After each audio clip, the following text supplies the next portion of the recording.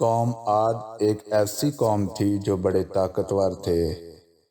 40 ہاتھ جتنا قد، 800 سے 900 سال کی عمر، نہ بوڑھے ہوتے نہ بیمار ہوتے، نہ دانت ٹوٹتے نہ نظر کمزور ہوتی، جوان تندرست و توانا رہتے۔ بس انہیں موت آتی تھی اور کچھ نہیں ہوتا تھا، صرف موت آتی تھی۔ ان کی طرف اللہ تعالیٰ نے حضرت ہود علیہ السلام کو بھیجا۔ انہوں نے ایک اللہ کی دعوت دی، اللہ کی پکڑ سے ڈرایا، مگر وہ بولے، اے ہود، ہمارے خداؤں نے تیری عقل خراب کر دی ہے، جا جا اپنے نفل پڑھ، ہمیں نہ ڈرا، ہمیں نہ ٹوک، تیرے کہنے پر کیا ہم اپنے باپ دادا کا چال چلن چھوڑ دیں گے؟ عقل خراب ہو گئی تیری، جا جا اپنا کام کر۔ آیا بڑا نیک چلن کا حاجی نمازی، تیرے کہنے پر چلیں تو ہم تو بھوکے مر جائیں۔ انہوں نے شرک، ظلم اور گناہوں کے طوفان سے اللہ کو للکارا، تکبر اور غرور میں بدمست بولے۔ اب قوم عاد نے تو بے وجہ زمین میں سرکشی شروع کر دی اور کہنے لگے، ہم سے زوراور کون ہے؟ کیا انہیں یہ نظر نہ آیا کہ جس نے اسے پیدا کیا وہ ان سے زیادہ زوراور ہے؟ وہ ہماری آیتوں کا انکار ہی کرتے رہے۔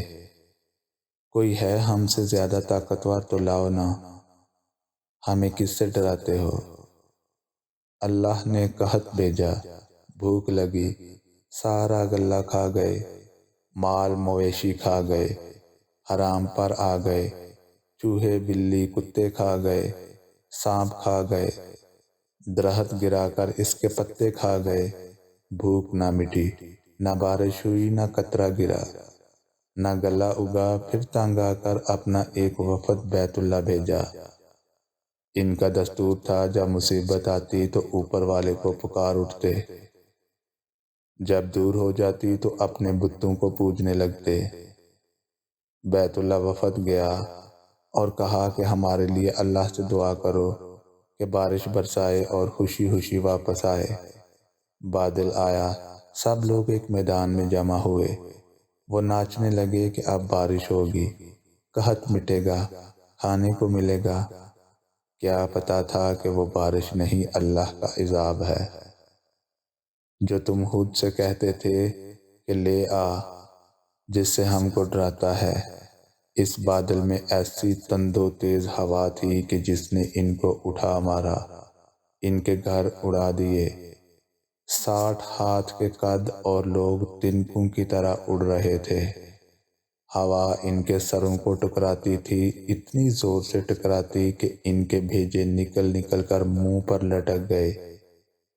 بعض لوگ بھاگ کر غار میں گھس گئے کہ یہاں تو ہوا نہیں آ سکتی، مگر میرے رب کا حکم ہو کر رہتا ہے۔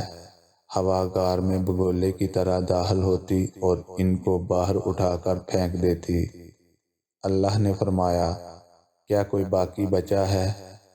اللہ تعالیٰ نے ان کو ہلاک کر کے دکھایا کہ جب تم اللہ کی، اس کے رسول کی نافرمانی کرو گے، اللہ تم پر ایسی جگہ سے عذاب بھیجے گا جہاں سے گمان بھی نہ ہوگا۔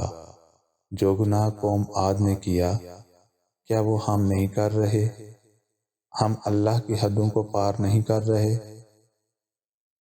کیا ہم نے اللہ کو اپنی نافرمانی سے نہیں للکارا؟ توبہ کرو، اللہ سے ڈرو، قرآن پڑھو۔ جن گناہوں کو ہم معمولی سمجھتے ہیں، اللہ نے ان گناہوں پر پوری قومیں زمین بوس کر دی۔ استغفر اللہ۔